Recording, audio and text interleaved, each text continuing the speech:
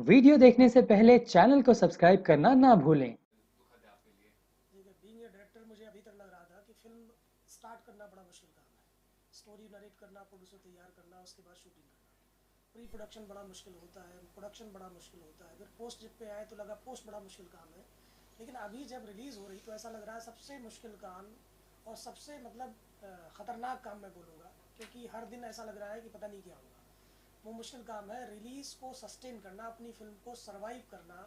ये सबसे मुश्किल काम है, क्योंकि आप यहाँ पे मगरमच्छ बैठे हुए हैं। ऐसा लग रहा था कि बड़े बड़े मगरमच्छ बैठे हुए हैं। पहले लग रहा था कि बहुत हंस लोग हैं, बड़े शांत लोग हैं, बड़े अच्छे लोग हैं। लेकिन आज की तारीख में ऐसा फेस मैं कर रहा हूँ, हमारा प्रोडक्शन हाउस फेस कर रहा है, हमारी फिल्म फेस कर रही है, हमारे प्रोड्यूसर फेस कर रहे हैं कि बाप रे, इतना मुश्किल होता है एक फिल्म को रिलीज़ करके उसको सर्वाइव करना, जनता तक पहुँचाना। भाई फिल्म लोगों को पसंद आ रही है। हमारा फर्स्ट डे शो जो था, जबकि हम बहुत बड़े फिल्म मेकर नहीं थे। Sir, film industry, Hindi film industry की खासकर बात करें, बॉलीवुड की नेपोटिज्म और कास्टिंग का, ये सब नेगेटिव फैक्टर्स पहले से ही हैं, पहले से बदनाम है। क्या कहना चाहेंगे कि मोनोपोली फैक्टर जो है, आप एक फिल्म मेकर हैं, इश्क पश्मीना बनाई, सपनों को साकार किया, अब मुश्किलें हो रही हैं, लोगों को भड़काया जा रहा है इस चीज़ को लेकर, क्या कहना चाहेंगे, किसे टारगेट कर रहे हैं आप? देखिए, जब हमने फिल्म लाइन में कदम रखा था तो लगता था कि बहुत बढ़िया दुनिया है, बड़ी रंगीन दुनिया है, बड़े अच्छे लोग हैं, बड़े संस्कारी लोग हैं। और तब लगता था कि फिल्म को बनाना बड़ा मुश्किल काम है, किसी प्रोड्यूसर को तैयार करना बड़ा मुश्किल काम है। फिर जब प्रोड्यूसर साहब तैयार हो गए तो लगा फिल्म मेकिंग तक जाना बड़ा मुश्किल काम है। फिल्म हमने बनाई तो लगा नहीं, प्रोडक्शन बड़ा मुश्किल काम है। उसके बाद जब पोस्ट पे गए तो लगा वो बहुत मुश्किल काम है। अब रिलीज़ पर चले गए हैं तो लग रहा है सबसे मुश्किल काम, सबसे क्रूशियल काम और सबसे चुनौती भरा अगर कोई काम है तो फिल्म को रिलीज करके उसको सस्टेन कराना है, लोगों तक पहुंचाना है। एक छोटे फिल्म मेकर के लिए, एक नए फिल्म मेकर के लिए ये किसी युद्ध से कम नहीं है। और ऐसा युद्ध जो अपने आसपास पड़ोसियों से घिरा हुआ व्यक्ति है। ऐसा लगता है जैसे अगर आप जीभ को समझे ना, दांतों के बीच में जीभ जिस तरह रहती है, ऐसे ही इंडस्ट्री में नया आदमी, नया प्रोड्यूसर, नया फिल्म मेकर की स्थिति लोगों ने कर रखी है।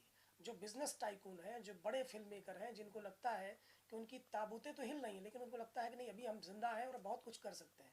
जिनको ऐसा लगता है कि फिल्म इंडस्ट्री उनकी बपौती है, उनको लगता है कि वो जैसा चाहेंगे, वो जैसा दिखाना चाहेंगे, वो जैसा सोचेंगे वैसे ही दर्शक देखे, इसके अलावा कोई और फिल्म मेकर कुछ नई बात ना करे, कुछ अलग बात ना करे, कुछ ऐसी बात ना करे जो लोगों के दिलों तक जाए। ये बहुत मुश्किल काम है।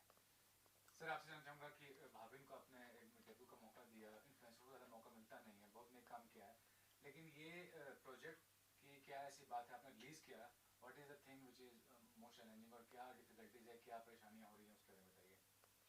देखिए, सबसे बड़ी परेशानी तो ये हो रही है कि हमने एक नए कलाकार को साथ लेकर के हमने इस मूवी को कंप्लीट किया। और कंप्लीट करने के बाद में बड़ी मेहनत के साथ पूरी मूवी बनाने के बाद अब मैंने इसको रिलीज किया। हमें ये नहीं मालूम था स्टार्टिंग से कि क्या एक मूवी बनाने में इतनी परेशानियां होती है, इतने लोगों का सामना करना पड़ता है, या इतनी राजनीति होती है इसमें। हम किसी भी तरीके से जब इसको रिलीज किए तो उस दिन तक मुझे कुछ नहीं मालूम था, लेकिन जब और भी अगल बगल के बातें होती हैं तो आदमी उस पर केयरिंग करता है कि हमारा काम कैसा चल रहा है, क्या नहीं। हमने अपनी स्पेशल टीम बैठाई कि हमारी मूवी कहाँ पे चल रही है, बुक माई शो पे, पेटीएम पे, सब जगह वॉचिंग रखी कि हमारी टिकटें कितनी बिक्री हो रही हैं, कैसे क्या हो रहा है, कितनी ऑडियंस आ रहे हैं। तो जब इस पे सर्चिंग मारी तो मुझे एक बहुत बड़ा चीज़ निकल के मेरे सामने आया कि जो इसी के लिए हम आपके सामने अपनी बात को रखना चाहते हैं। अगर आपका आदेश हो तो मैं आपको प्रूफ के साथ में दिखा सकता हूँ कि कितना बड़ा स्कैम चल रहा है इस फिल्म इंडस्ट्रीज में। किसको टारगेट कर रहे हैं अभी? आज का ज़माना डिजिटल है, बुक माई शो के थ्रू होता है अभी बुकिंग, जी प्रोडक्शन हाउस, एग्जीबिटर, डिस्ट्रीब्यूटर, काफ़ी लोग इन्वॉल्व रहते हैं। किसको टारगेट मेनली करना चाह रहे हैं आप इस चीज़ को लेकर? देखिए, अगर बात आप टारगेट का करेंगे तो प्रूफ सामने है, पहले आप प्रूफ लें, उसके बाद मैं आपको बताऊंगा कि मैं टारगेट क्या है। टारगेट तो आप खुद बताएंगे टारगेट क्या होता है। देखिए, जैसे कि फॉर एग्जांपल मैं आपको अपने मोबाइल में दिखाना चाहूंगा।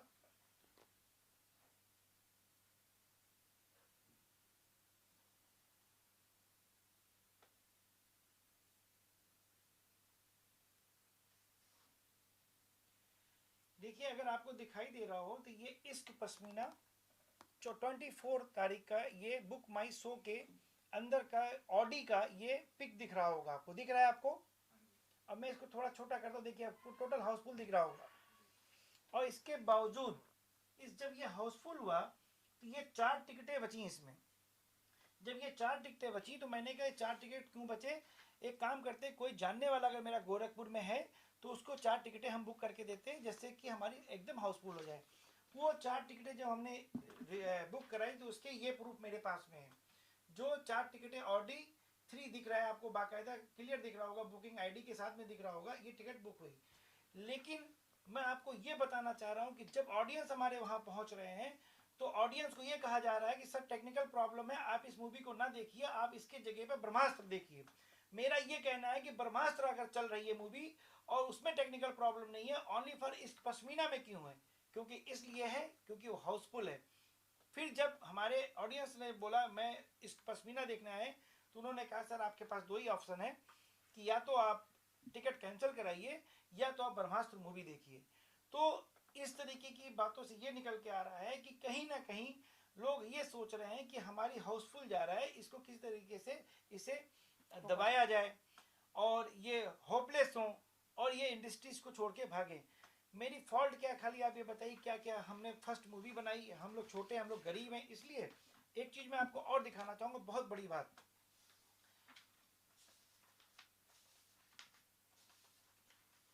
कि जैसे कि बुक माई शो से टिकट्स बुक होते हैं, हम पैसा बुक माई शो को देते हैं और वो टिकट रिजर्व करते हैं। अगर कोई ऐसी टेक्निकल प्रॉब्लम है, अगर कोई ऐसी बात है, तो बुक माई शो को सबको मैसेज करना चाहिए कि ये प्रॉब्लम से आपकी ये शो कैंसिल होगा। ऐसा कोई इनके पास भी सिस्टम नहीं है। अब एक सबसे बड़ी बात बताऊंगा कि जिस टाइम पे हम ने ये सवेरे वहाँ के हॉल के मैनेजर से बात की गोरखपुर में कि आपने मेरी इश्क पश्मीना मूवी क्यों नहीं चलाई, तो उसने कहा ऐसा है कि आपको जिससे बात करनी हो आप बात कर लीजिए, मैं आपकी मूवी नहीं चला सकता। हमने कहा व्हाट इज योर प्रॉब्लम, आप लिख करके मुझको लेटर हेड पे दीजिए। तो उसकी रिकॉर्डिंग भी मेरे पास में ऑलरेडी रखी हुई है। उसने लेटर हेड पे लिखना नहीं पसंद किया। बाद में उसने ये चीज किया कि मैं आपको एक बहुत बड़ी प्रूफ आप लोगों के सामने दिखाने जा रहा हूँ, उस चीज को आप लोग फॉलो करिए।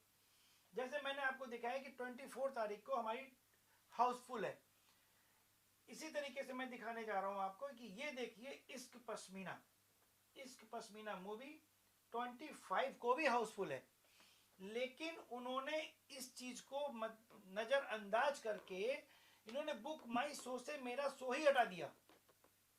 तो इसका मतलब कहीं ना कहीं सबसे बड़ा रैकेट चल रहा है, सबसे बड़ा स्कैम चल रहा है। जो बड़े दिग्गज बैनर वाले हैं, हम नाम तो नहीं लेंगे लेकिन आप जनता समझ रहे होंगे कि इनका ये कहना है कि कैसे भी करके हम इस मूवी को नहीं चलने देंगे। तो इसका मतलब क्या है, हम नहीं समझ पा रहे हैं। हम किसके पास जाएं, किसके पास गुहार लगाएं, जो कि सारे प्रूफ मेरे पास में ऑलरेडी हैं। आपको मैंने दिखाया भी कि ये रहा, मेरी टिकट्स बुक होते हैं। और इसके बाद देखिए आपके सामने सबसे बड़ा प्रूफ मैं दिखाने जा रहा हूं कि जो शो हमारे 25 के 25 तारीख का जो शो कैंसिल हो रहा है, उसका उन्होंने बाकायदा मेरे को मेल अब कर रहे हैं कि सर आपकी मूवी नहीं दिखाऊंगा। क्यों? क्योंकि वो बहसबाजी हो चुकी है हम लोगों से उनकी कि अगर आप नहीं दिखाओगे हम आपके खिलाफ एक्शन लेंगे। तो इसके लिए इसका जिम्मेदार सबसे बड़ा अगर कोई है तो जो यहाँ के मोनोपोलियो चला रहे हैं बड़े लोग। इसीलिए बॉलीवुड की हर जगह से गंदगी हो रही है, क्योंकि किसी को टिकने नहीं दे। ये सच्चाई में जीने नहीं चाहते हैं। ये चाहते हैं जो छोटा आदमी आए वो मर जाए, वो चला जाए बाहर। आप बताइए हमने कहाँ कहाँ से कर्जा लिया होगा, हमने किससे किससे फाइनेंस लिए होंगे, हमने कैसे इस मूवी को बनाए होंगे, और बनाने के बाद में आज स्थिति यह है कि हमारे सारे पैसे डूब रहे हैं। और हम कहेंगे वही हाल होगा जो सुशांत सिंह राजपूत का हुआ था, कि ये इसी तरीके से मजबूर करते कि आदमी सुसाइड करे, आदमी मर जाए और यहाँ से खत्म होकर चला जाए। ये इंडस्ट्रीज में हो रहा है। यही मैं सामना सबको दिखाना चाह रहा था। ये देखिए कि अब ये मेल कर रहे हैं, ये टिकट्स है और ये हमारे पास में सारे प्रूफ हैं। इसके बावजूद भी इनके दिमाग खराब हो रहे, कह रहे जो करते मैंने आप कर लो, अब मैं क्या करूं। नहीं तो आपका ये जो प्रोजेक्ट है इश्क पश्मीना की बात करूं तो एक ही प्रोजेक्ट है जो बड़ा प्रोजेक्ट है प्रोडक्शन का, करण जौहर का जी। आपको क्या लग रहा है करण जौहर ही डोमिनेट कर रहे हैं कि इंडिविजुअल का नाम अगर लिया जाए खुल के?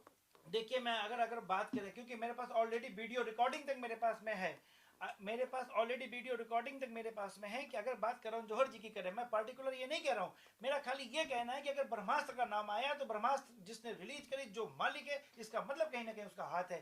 तो ऐसे कितने करण जौहर होंगे, कितने सलमान खान होंगे, कितने शाहरुख खान होंगे कि उन लोगों को मोनोपोलियो चलता है कि कितने बड़े बड़े डिस्ट्रीब्यूटर होंगे। हम बात करेंगे डिस्ट्रीब्यूटर की, तो डिस्ट्रीब्यूटर भी साथ नहीं देता है। वो पहले फीस मांगता है, वो 50 लाख रुपया पहले ले लेता है, उसके बाद में हमारी मूवी रिलीज करता है और बाद में कहता है तुम जाओ गड्ढे में।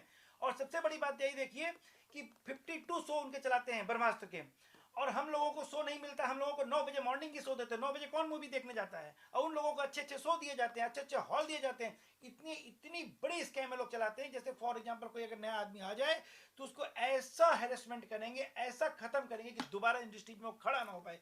मैं कहता हूं कि ये चीजें बंद होनी चाहिए। हम यहाँ की सरकार से गुहार लगाते हैं, हम मोदी जी से स्पेशल गुहार लगाते हैं कि अगर मोदी जी अगर आप इस चीज को देख सकते हैं तो प्लीज आपसे हाथ जोड़ के निवेदन है कि इस पे आप कड़ा एक्शन लीजिए, अन्यथा सब कुछ खत्म हो जाएगा।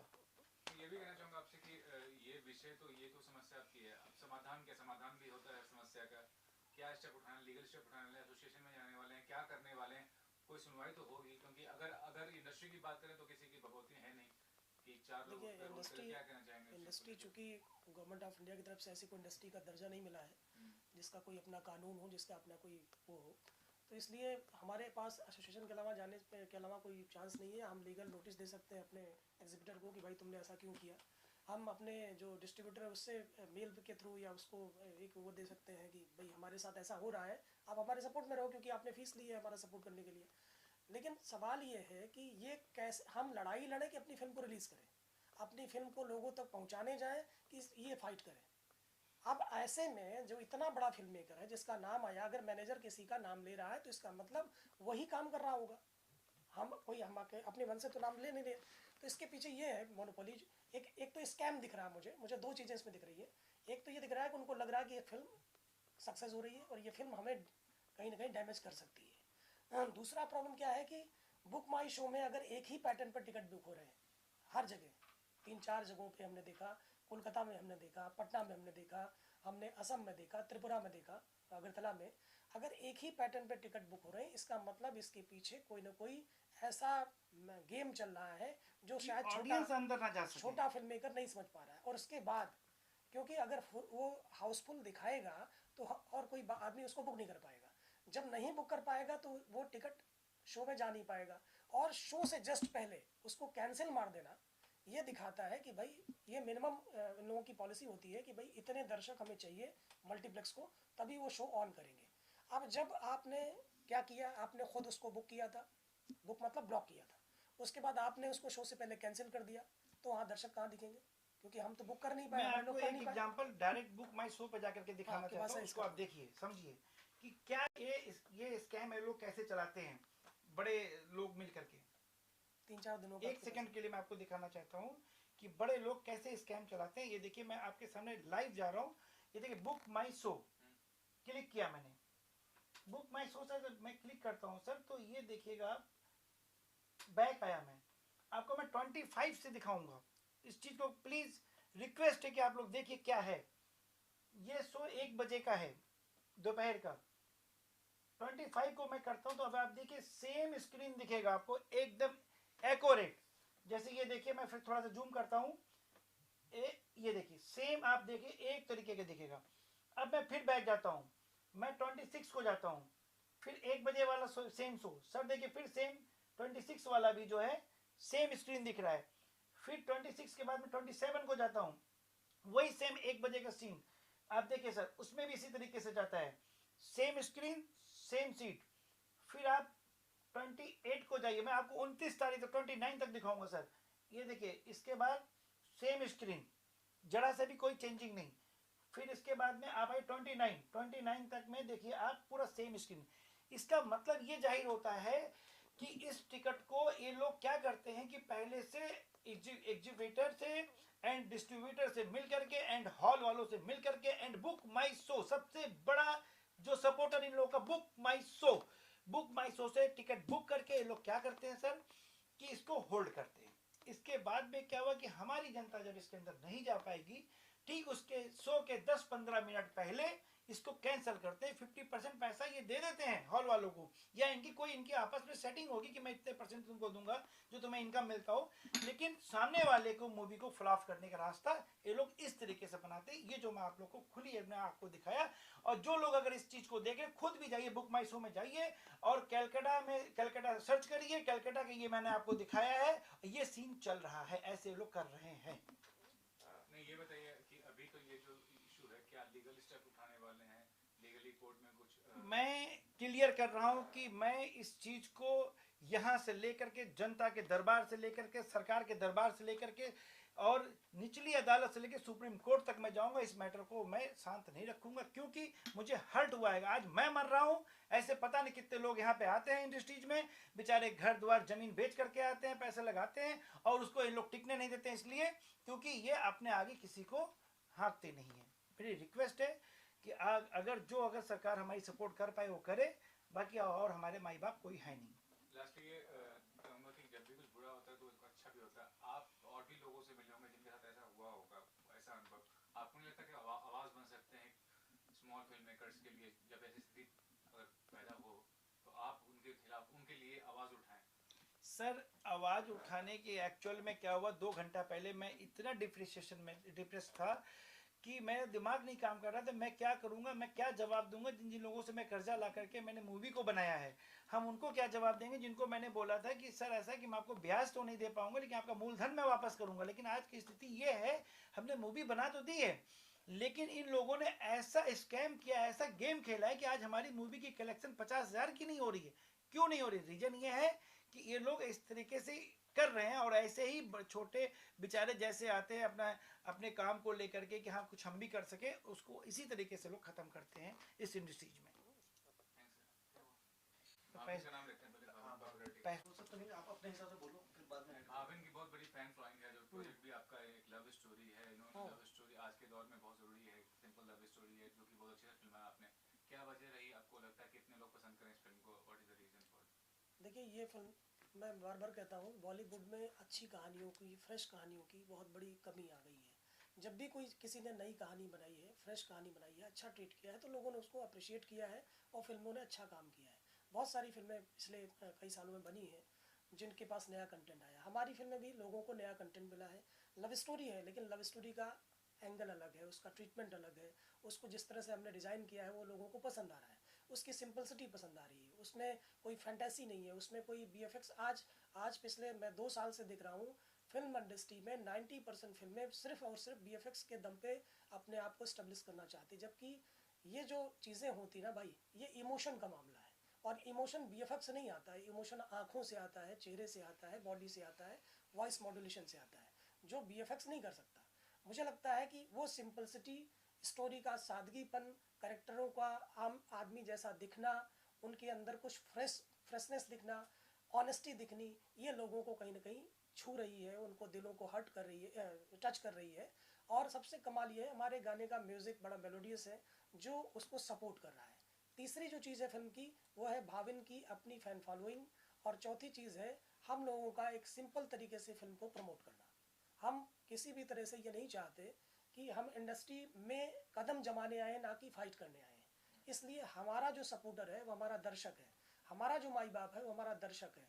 हम अगर सल्यूट करते हैं तो अपने दर्शक को करते हैं। अगर हमारी चीज़ अच्छी नहीं लगती है, आप रिजेक्ट करो, मुझे कोई दिक्कत नहीं होगी। लेकिन अगर पसंद आ रही तभी तो हाउसफुल जा रहा है। अगर पहले दिन जब 75 रुपये का टिकट है सभी फिल्मों का, उस दिन हम लगभग 10 जगहों पे हाउसफुल कर रहे हैं, तो मुझे लगता है ये हमारे लिए अचीवमेंट है, क्योंकि हमारे लिए सब कुछ नया है। हमारे लीड आर्टिस्ट नए हैं, हमारा प्रोडक्शन हाउस नया है, हम नए हैं, हमारे प्रोड्यूसर साहब नए हैं, हमारा बैनर नया है, हमारे म्यूजिक डायरेक्टर नए, हमारे 2-2, 3-3 सिंगर नए हैं। हमारे पास मेगा बजट नहीं था पब्लिसिटी में खर्च करने के लिए। उसके बाद भी अगर लोगों ने हाउसफुल किया है तो ये उस जनता का, उस दर्शकों का हमारे प्रति प्यार है। हमारी फिल्मों का जो ट्रेलर देखा, गाने देखे, वो कहीं ना कहीं उनको छू रहे हैं, उनमें कुछ नयापन दिख रहा है। इसलिए मुझे लगता है यही वजह है जो इंडस्ट्री के टाइकून्स, इंडस्ट्री के जो दादा लोग हैं, इंडस्ट्री के जो मठाधीश लोग हैं, उनकी जो फिल्में हैं, उनको कहीं ना कहीं से थोड़ा बहुत लगा कि यार ये 75 होने के बाद भी अगर ये डैमेज कर सकता है तो आने वाले वीक में हमें और डैमेज कर सकता है। तो मुझे लगता है इसके पीछे ये बहुत बड़ी प्लानिंग, बहुत बड़ा ब्रेन काम कर रहा है कि कैसे हम इसको डैमेज करें, कि ये नया फिल्म मेकर, ये नया प्रोड्यूसर, ये नया बैनर इसको यहाँ से आउट करें, क्योंकि ये बेचारा एक तो फिल्म बना के फंस चुका है, पता नहीं कितने करोड़ रुपए लगा चुका है। दूसरा वो फाइट करेगा कि अपनी फिल्म को सर्वाइव कराएगा। तीसरी बात यह है जहाँ से उस बंदे ने पैसे लिए उन बंदों को रिवर्ट कैसे करेगा, रिटर्न कैसे करेगा। तो ये emotional, mentally, physically, financially harassment है एक तरह का बड़े लोगों का हमारे छोटे फिल्म मेकरों के लिए, और इसका सिर्फ और सिर्फ उत्तर दे सकती है हमारी जनता।